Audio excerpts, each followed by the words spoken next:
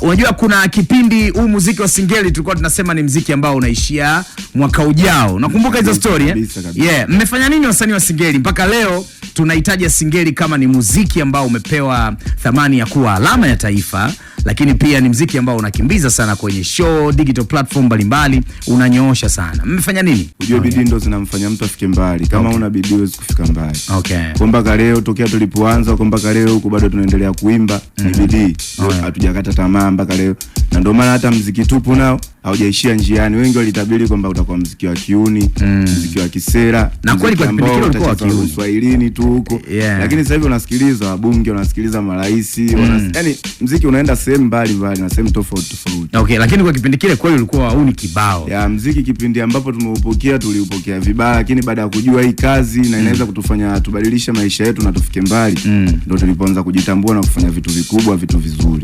Nyinyi mliswitch wapi? Yani mlibadilika kwenye kitu gani? Mkasema hapa sasa itabidi tukae kwenye level hii ili tuufikishe huu muziki sehemu ambayo utapewa thamani. Mimi nilianzia muziki wa Singeli michano zile za imba huku tokea huku imba pale tu apanga hivi ukapita. Kwa baada ya kuona wanangu kweli wananikubali, nikiingia sehemu na kibaruza au wanafly, lakini maslahi spati kwamba oya mwanangu kweli unajua zile, yani unaishia kupokea sifa, alafu mwisho wa siku upati ile chachu ya kazi unaoifanya.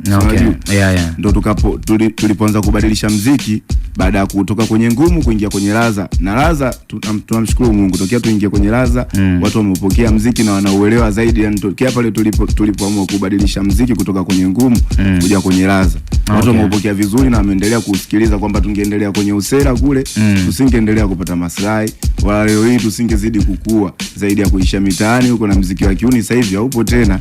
Kwa hiyo ina maana kama tumebadilika, tumewahi kubadilika na mazingira mengine tunaona hapo sawa na riziki tunapata. Namshukuru Mungu na kila siku mambo yanazidi kubadilika, nazidi kukua kwenye muziki wa Singeli. Hivi wale wauni ambao walikuwa wanawashabikia sasa mmewatupa na wenyewe? Hamna muuni ambaye tumemtupa.